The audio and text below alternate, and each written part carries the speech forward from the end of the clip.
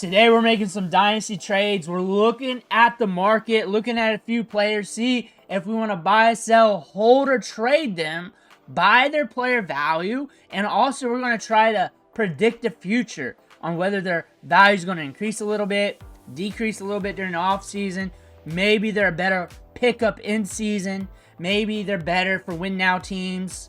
Maybe they're better for teams that are rebuilding as a cheap speculative option, or whatever it is. But we're going to go over all the options for whoever's watching this video. But before we dig in, you need to click that subscribe button right now. We're looking at options for your dynasty team every day. We're looking at the rookie drafts, we're doing rankings, mock drafts, reviewing mock drafts, we're looking at player values, we're looking at trades, we're looking at everything for your dynasty team. There's videos almost every day, so there's always something here for you. You just got to scroll and just do it a la carte style.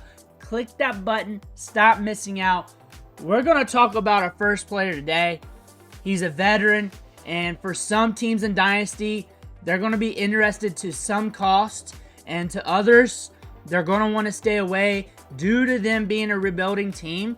But I looked at the keep, trade, cut values, and over the last 30 days, among like the top 150 players or so, maybe even more, he had the worst drop in the last 30 days in value and rankings and market sentiment. And I'll explain how I use keep, trade, cut here in a minute, but it's Cooper Kupp. Cooper Kupp has seen his value train wreck over the last 30 days or so. We're seeing that in keep, trade, cut. So a lot of people don't like keep, trade, cut. I look at it as market sentiment. Like if I put 100 dynasty gamers in a room and I start saying, hey, what do you think about this player, that player, that player? On average, or at least most of them, maybe 51%, will say I'm a little down on this player or have some lower sentiment or higher sentiment comparable to keep, trade, cut. And I would not look at them one for one for the rankings, because if you do that really at anybody and you hold it true, even me, you're probably going to be disappointed over the course of time because the hit rates aren't really that great. However, this is a great way to gauge a market, just to know when to kick the tires on a player. And Cooper Kupp, really just look at it. He's 31.6 years old right now. He's down to wide receiver 48. And around September, late September, early October, around wide receiver 26 on the high. Injuries plagued him this year, in and out of the lineup. But we were able to muster a few wide receiver 1 weeks. And the year prior, we were able to get a few wide receiver 1 weeks as well. We also had some downers. We finished the season on a down. So an older wide receiver finishing the season on a down in production is really going to tap his value, and that's what we're seeing right here in the market. And that being said, whenever his value goes down, it kind of goes up a little bit. So if he's healthy on the field with the Rams and we're going into the season, I expect that chart to trend back up. I expect it to trend back up pretty easy. And when we're looking at target share, we're at 23.9%. That reduced a little bit compared to previous seasons. Just working off my memory, target rate, 28.4% per route ran. And route participation rate, we're out there running routes. We're on 80.5% of the routes. Looking solid, running almost 30 routes per game. Air yards, 16.5 air yards a game. Again, we get a lot of short targets for Cooper Kupp. We're running out of slot a lot. We're getting a lot of those short targets. So we got to get that volume. We got to score touchdowns. 8 out of 7.8. That being said, you're looking at a wide receiver here. That's a veteran. That could probably hold it down for you for a few weeks. That could probably put together a good season if he can stay healthy. He can be a wide receiver 1 off and on. He did get you a few weeks as a wide receiver 1. And there are wide receivers that are more expensive in ADP that are probably going to give you the same amount of wide receiver 1 weeks going into next year. The question is, do you need an older asset like this for 1 season, 2 seasons for a short term? And also, are you a win now team? Because if you're not a win now team, if you don't feel like you're going to be in the hunt to win the championship or win any money, then obviously at almost 32 years old, you probably have to look the other way and look at another wide receiver or get out of that asset. The problem about that is I've had him on some dynasty teams, and over the last few years, when the value was higher, nobody would answer the phone for him. Nobody will. And you'll see a lot of Dynasty Fantasy Football content creators say, hey, this guy's a buy, this guy's a sell. But honestly, through my experience, a lot of these guys, nobody will answer the phone for. So wide receiver 48, you might find some better liquidity with them at that lower price point if you're trying to get out of them. If you've been holding him, you've been like, I can't get rid of him, and it's been 3 years, maybe you catch some liquidity now. So when I look at these players and when I do these videos, I try to look at all angles because everybody who watches these videos are in a different situation here. If you've been holding them for a few years with this market sentiment tanking, there's a chance you might catch some better liquidity with the other 11 league mates that you're playing with. And maybe you can catch some movement with him if you're trying to get out, if you're not a win now team. Also, when you look at the production, he's still able to get you some production. He's still able to get you some spike weeks. So if I'm a win now team and I'm looking for a 1-year rental, Cooper Kupp might be it for me. At wide receiver 48, I'd be trying to get him cheaper. You're always trying to get everybody cheaper. And you're looking at the adjacent values here. And it's all wide receivers who are dropping in value, veteran wide receivers who are on the back nine. And the market's worried about that right now. And you got some guys on the come up a little bit. You got Jawan Jennings in there who had a good season this year, but they're still worried about him. You're looking at his contract. It's saying, hey, our time's about up. Our time's about up. They might be able to kick the can down the road a little bit more, but that's saying our time's about up with Cooper Kupp. We might kick it down the road an extra season or two, but our time's about up here with the Rams, with the NFL. It might be a little bit longer than what it's saying, but Father Time always wins. That's why win now teams are good for Cooper Kupp. Rebuilding teams need to stay away. Now we're looking at Rachaad White. And looking at his market sentiment over the last 30 days, it's tanking. It's dropping. One of the biggest droppers in value over the last 30 days. And you see that in the chart. You see that little nipple there going downward. You look at his production this year. You had 3 RB1 weeks and like 5 RB2 weeks. And the RB3 weeks, we were able to tap into double digits a few times. So not a horrendous season. 12.8 PPR fantasy points per game. But when you leave a season with 3 straight downer games, the market's going to tank on you, especially if you're an older prospect. He's 26 years old. So the excitement over Rachaad White isn't there anymore. Bucky Irvin was hot. Bucky Irvin was hot finishing the season as well. So people are remembering that. The thing about Rachaad White, he's good in the passing game. He's been getting opportunities in his backfield. A lot of targets. He's explosive. He can get you a few good weeks out of the season and hold it down, especially if you're looking for a cheaper option at running back. We're in around the RB40 range right now. So a running back getting 12.8 points per game, and you're looking at him on the short term. I would not be looking at Rachaad White for the long term. One, we're getting an infusion of good running backs from this year's draft. You got Bucky Irving being the man in this offense. I look for that to get better. And I just look for Rachaad White as the market keeps looking at his age to really keep it down. I look for his value, depending on what really goes on this offseason, to increase a little bit. I look for it to increase a little bit. I look for it to be a little bit higher than the RB37 range. I look for the liquidity to be nuts this season. A lot of people are going to be trading him, moving him around. I look for that to happen. You're looking at what he did last year, and he had a 10.9% target share, ranks 19th among running backs, but his route participation rate was at 53.5%. Third among running backs. He's up there. He runs a lot of routes. He gets a lot of opportunities. Not many drops, and his opportunity share, 39.9%, 43rd among running backs, share in the backfield. However, getting those targets out of the backfield, getting those opportunities is what's really baking his fantasy production, because he's explosive when he gets the ball in space, and his volume is equated to what he's doing in the passing game. 9th among running backs in targets. So if you're looking for a money ball play on the cheap, Rachaad White could be it for you. He definitely could be it for you.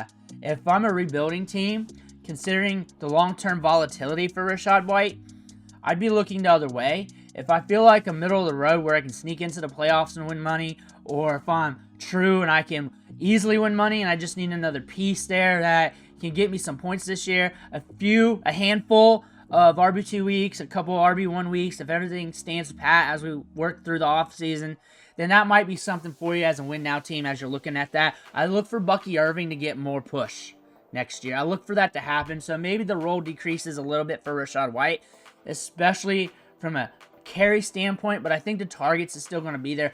They like to use 2 running backs. They like to have 2 running backs on the field at the same time. That is something to look at. One thing you got to question is the contract and how long he's going to be with the Buccaneers. And why is that important? Because Baker Mayfield targets the running backs 20+% of the time, and it's not just with Tampa Bay. It was with Carolina. It was with some of the other teams he's been with, and that has been a recurring theme. And if he's not with a quarterback that targets the running backs as heavy as Baker Mayfield, that could be a big blow to his stock. And we're not getting younger. We came out of the draft as an older prospect, and the market's not going to like that too much. However, in the right spot, he's a good money ball play. For the short term, win out teams, he's okay.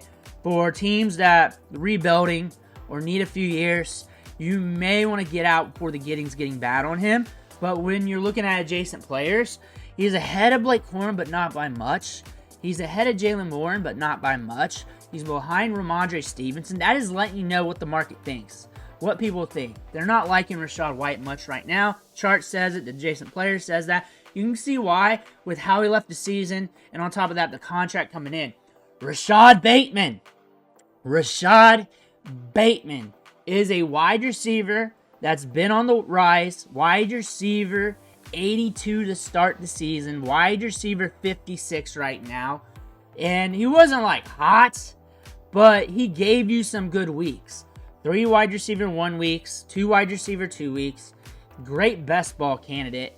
But the thing about that, when you look at it at game per game and not 10.3 points per game, that you got 3 wide receiver 1 weeks, 2 wide receiver 2 weeks, and you look at some of the other wide receivers that are ranked a lot higher than him, you're like, man, I'd rather pay down and get that production at wide receiver 56 and a good pick. I'd rather do that. You may be thinking about that if you look at it along those terms. The thing about Rashad Bateman, very talented wide receiver, a lot of injuries throughout the course of his career, a lot of pre-existing conditions, foot injuries, all that stuff that can reoccur, but he's dirt cheap. It's not like you're paying a first for him anymore. We've been talking market on Rashad Bateman for years, saying, hey, now's the time to buy, now's not the time to buy, you want to buy this time. I think at wide receiver 56 or below, it's always a good time to buy a player if you like them, and it depends on whether or not you like them, and also depends on whether or not that player comes to you. And on top of that, when you're looking at his targets here, you got 8, 8, 8, 3 games with 8 targets, multiple games with 5, and he's an air yards dandy. He gets the ball deep downfield. He had a target share of 15.9%. And when you're looking at the air yards, 994 on the season, 43rd among wide receivers, but he was only getting 5 to 9 targets a game, if that. And his 8 out was at 13.4. So the target share is low because it's not pushing 20%, but the 8 out is high. That indicates to me that we got a volatile wide receiver, a guy that can get you some wide receiver 1 weeks, but a lot of down games. And we're going to see that in this Ravens offense, and that's going to continue. A 16% target share rounded up and a high ADOT lets me know that this guy's going to be volatile. But those spike weeks, if you start him the right time, or if you're in a best ball league, might be something you're interested in. You're looking at adjacent players, and he's in the cheap range. I mean, him or Quentin Johnston, him or Marvin Mims, him or A.D. Mitchell. Pick your poison, get what you like here. You're looking at the contract. We're going to be with the Ravens for a good bit. And for his age, 25 years old, and for where he's at in his career, at least we know what he's going to look like with the Ravens, healthy on the field. He's going to be a spike week machine. He's going to be able to get you a few wide receiver 1 weeks if healthy. He's going to have some down games. That's what he's going to be like. But there's some spike week machines that are ranked higher than him that you may want to pay down and get Rashad Bateman, or you may want him on the back end of your roster, knowing that if you throw him in your lineup, you can close your eyes and pray that you're getting that spike week. Or you play the over-unders. Baltimore's got a high over-under. They're playing a team maybe like the Browns this year who give up the deep ball here and there, and you're like, fuck it, we're going to throw him in. maybe you're going to do that. Maybe you want a player like that because he is getting 15 to 16% of the targets, and they're all deep downfield. So if you bring in one, you're going to cash. Now we're looking at Jameson Williams. And the market's hot for him at wide receiver 21. And I did not do this on purpose. I was looking at how the charts were spiking. And he was spiking up over the last 30 days. He had also, like Rashad Bateman, had 3 wide receiver 1 weeks, a handful of wide receiver 2 weeks. However, his wide receiver 3 weeks is more consistent. He's a more consistent threat and a more pass-happy offense that can fuel his production. He's getting more targets. Wide receiver 21, what I like about him, he's very nuanced. He's got the speed to push it downfield. He's in a good offense that fuels his production, and he was lighting it up in training camp last year. I think the value is peaking right now. Now is not the time to buy, and I don't see market sentiment like dipping too much throughout the off season. The time to buy was when the market was on the low, and it was during training camp era, like right before the season started. When I was going over the training camp videos, going over what he was doing on the field, going over what the coaches were saying, what they liked about Jameson Williams, how things are changing, and you see he was valued at wide receiver 49 back then. That was the time to strike. That was the time to do it. I wasn't initially like going out of my way to tell you, but I was telling you, hey, you may want to look at Jameson Williams in those videos because he's doing some things. He's cooking. We go over the highlights. Training camp, OTAs, rookie camp, and we try to find all the storylines and what the coaches are saying. We look at the coach speak and everything else, the index, and we try to read between the lines on that so we can make our best speculative guesses and trades going into the season. Jameson Williams was one of them. We were hot on that player, but when we're looking at him going in to the 2025 season, the market's up on him.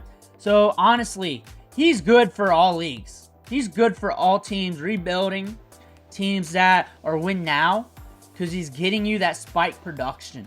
He's amazing for best ball. His floor's rather high. His low-end games can be low, but usually they're okay. Like, you're not going to be happy with 9.6 or 8.3, but you understand it for a wide receiver like this. The other catch is you got him valued as a wide receiver 2, and you're only catching 3 wide receiver 2 weeks, 3 wide receiver 1 weeks, and really depends on how your team's built. Most teams have him a little bit lower than that, and his value just jumped up. So it really depends on where you're at, what's on the board, and that running back is starting to get a little bit deeper where you can money ball around in startup drafts. Looking at what he did last year, our target share jumped almost to 20% target share. Our ADOT decreased to 11.4. So that could definitely increase, but we also have the speed to house it. So getting those short targets in space is something they're trying to do. And we're running a lot of routes, 85.8% route participation rate. So we're getting a lot of volume. We're also running 30.7 routes per game. Jameson Williams is getting a lot of volume. So him versus Rashad Bateman, that we looked at their charts, Jameson Williams is more steady. The targets are more steady. The target share is higher. The ADOT's a little bit lower. But we got the speed to break it loose. And on top of that, that target share pushing 20%, even though it's not going to get too high because Amon-Ra's there, he's going to get the opportunity to give you good basement production when he's not hitting. Versus a Rashad Bateman that when he's not hitting, it ain't nothing. It ain't nothing. He ain't going to get you those 9 spots, those 10 spots, those 11 spots as a wide receiver 3 in that week. It's Jameson Williams that can do that for you. That is the difference between the two. The top end's going to be rather the same week to week due to how they both are home run hitters in their offenses. Even though Jameson Williams is like the ultimate home run hitter, that's who I would want on my team if I was building a team as a home run hitter.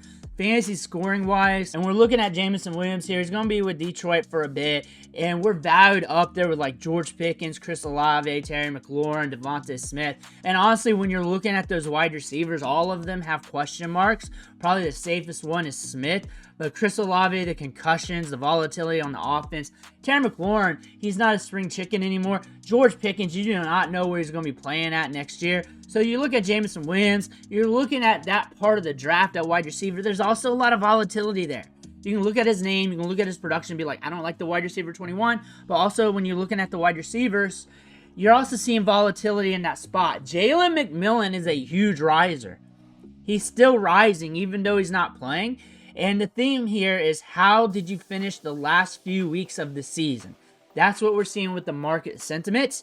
That's another thing to look at. So as you're in week 16, week 17 next year, if this player's running hot, obviously the market's going to be a little hotter. If they're running cold, even though they had a good season too, and even though when you project up to 2025, they should be all right, the market's going to be a little colder. Watch that next year, because we're seeing that trend on both ways. We're seeing that in this video, and Jalen McMillan was running hot.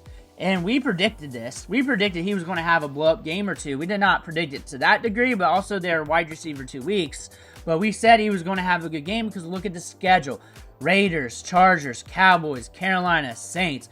We told you he was going to have some good weeks, or at least one good game going into the back 9 season, because we're back from the injury. We had a little ramp-up time, and now it's our time to get our opportunities. And that happened. That happened. The market's up on him, and you're looking at him going into year 2, and he's going to be fully vested in this offense. He's going to be in this offense for a bit, and you got 2 veteran wide receivers. You do not know how long they're going to be there. He's getting targets, and even when all 3 wide receivers were healthy, he was still getting opportunities in the offense, a good route participation rate, but really injuries hampered him as well this season. So you did not get a full sample of Jalen McMillan, but you got a great back 9 stretch. You're looking at the target share. Honestly, the metrics are kind of weird, because his volume was all in the back 9 season. This is all on the course of the entire season. 13.8% target share, but we had a 22% share of the team's air yards. And on top of that, our ADOT's at 12.4. So we're getting targets downfield. Baker Mayfield is pushing it downfield. And I look for the target share to increase as we get more involved in the offense, especially after that huge run. The catchable target rate, 71%, which is fine. We're all right here. Route participation rate, 83.3%. It should be around that even with Godwin in there. He should be running a lot of routes even with Godwin in there. Should be running about 30 routes a game, because you should be running it with your 3-headed monster. And when you look at the contracts here for Chris Godwin, he may not be back with the Bucs. He may not be back with the Bucs. And Mike Evans isn't for long here with the Bucs as well. That being said, Jalen McMillan might be stepping into a large workload here soon. Maybe not next year, maybe the year after. Or maybe they catch some 1-year deals on these guys and kick the can down the road, which could potentially happen. But these guys might not be with the team longer than expected. However, Jalen McMillan has proven himself to get targets. And when you're looking at the players who are around his area when it comes to value, Keon Coleman, Jerry Jeudy, Mike Evans, Josh Downs, there's a lot of good wide receivers in this area around the wide receiver 33 spot. So he is a bit of a gamble. You got to hope this offense stays intact. You got to hope that everything stays good for Jalen McMillan. Jerry Jeudy had a strong run this year. TJ Hawkinson is a tight end prospect that gets a lot of targets. That's good for Dynasty if you're looking to moneyball that tight end spot. And you're looking at Mike Evans, not for long, but he can get you those spike weeks. Keon Coleman is a rookie wide receiver that might blossom later than expected, or later than what you want, due to his prospect profile really coming out of college. I mean, you look at that profile and you know that's not going to be a Jamar Chase coming out of college, a guy that breaks out instantly. On top of that, injuries last year and everything else. You're looking at Jalen McMillan. I like him. If you drafted him, you're hoarding him, and now his value peaked, and you're trying to see what goes into 2025. If you want to get out of that because you like some of the other players listed, or you're trying to get back into the 2025 draft, I'm kind of fine with that. Whatever you want to do. Predicting the market, it could decrease a little bit, or at least flatline, especially if we catch news on Chris Godwin for the long term and Mike Evans or something like that.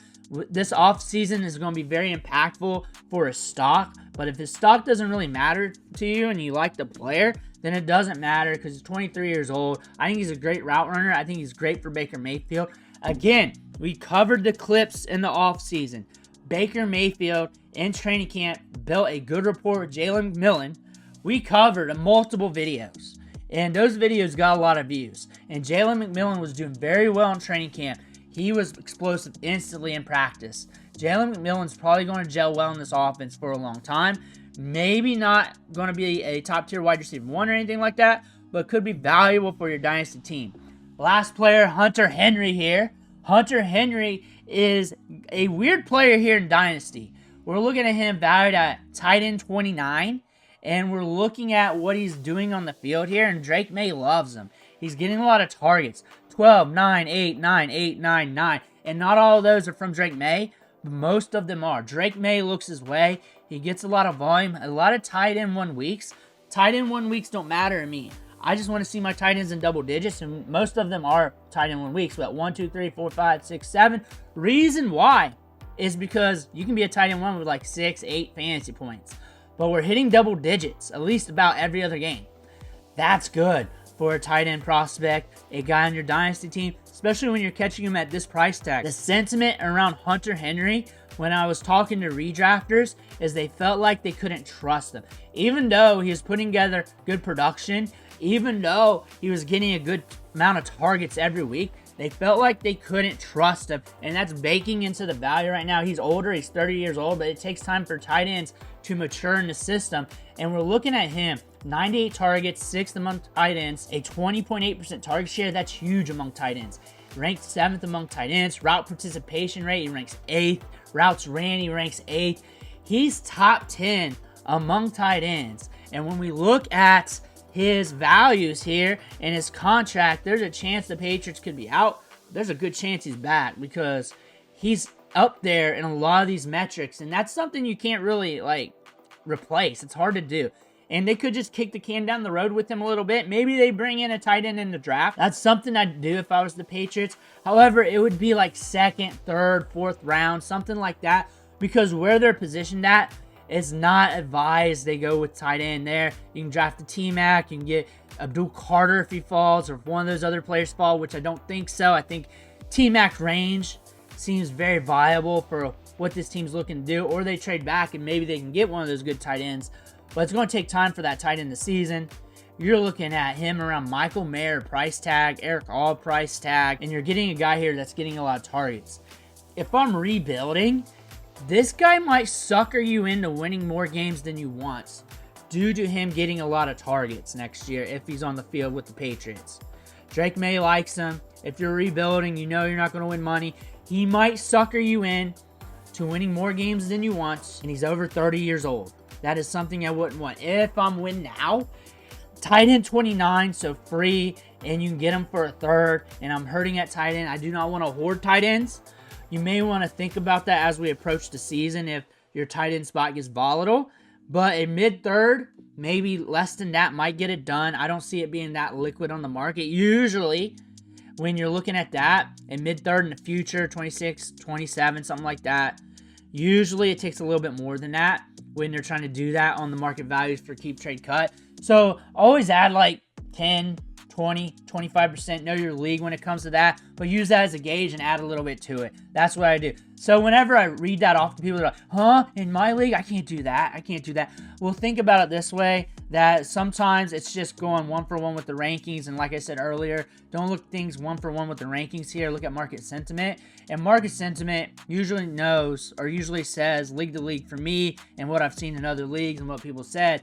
Hey, you usually need to add like 10 to 20% to it, whatever that is. Another pick, a little bit higher spot in your picks, a player with that, whatever it is. Usually not too much, but usually a little bit more than what is said there. But still, Hunter Henry's dirt cheap. Everybody FOMOs over the tight end position, and Hunter Henry is a guy that you could go after to patch up that tight end spot. Let me know what you think in the comments below, who you're trying to trade for and everything else. Make sure to hit that subscribe button on the way out. Thank you for watching. Catch you on the next video.